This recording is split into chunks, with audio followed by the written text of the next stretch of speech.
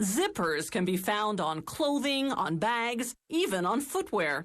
The zipper started out as a newfangled closure mechanism for boots and tobacco pouches. The fashion industry didn't put them on clothing until the 1930s, some 80 years after the invention of this fabulous fastener.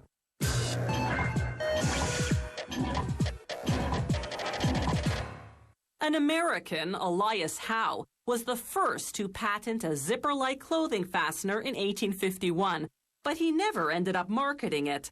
It wasn't until 1893 that another American, Whitcomb Judson, designed a similar device called a clasp locker. He eventually hired a Canadian engineer, Gideon Sundback, to simplify the original complex design, which had never really taken off. In 1917, Judson and Sundback patented the modern zipper.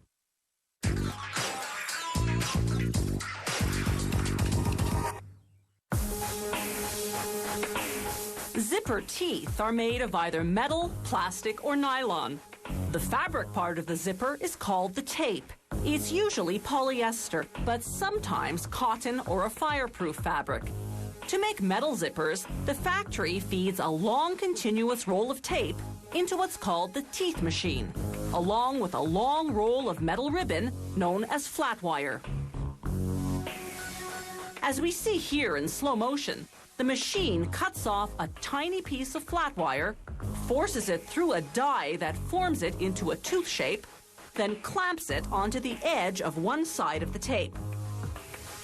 The machine does all this at a rate of 45 teeth per second. These zipper teeth are aluminum. Sturdier zippers are made of stronger metals such as brass and nickel. Depending on the model, teeth can range in width from about 3 to 10 millimeters. The wider the teeth, the thicker they have to be. Workers now feed two tapes with metal teeth into what's called the joining machine. The teeth interlock, meshing the two halves of what's now a continuous zipper. From there, it's into a cleaning machine, which first washes the zipper, removing any shards of metal left behind by the tooth cutting process. After drying the zipper, the machine applies a coat of hot wax. This lubricates the teeth so the slider will glide over them smoothly. Next stop is the gapping machine. It removes a 4-centimeter long section of teeth at regular intervals. They'll later cut the tape at these gaps, dividing the continuous zipper into several shorter zippers. There are two main types of zippers.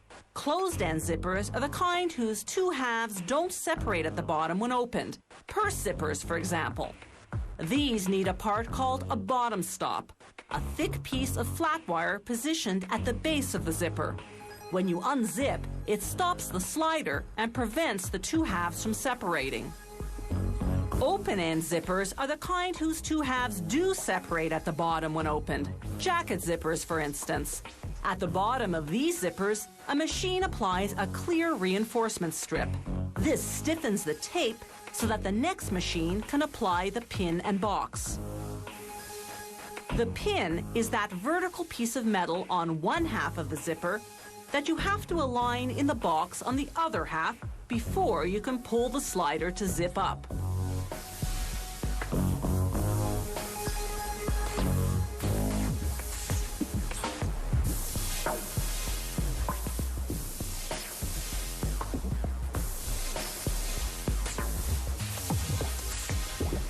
The next machine installs the slider.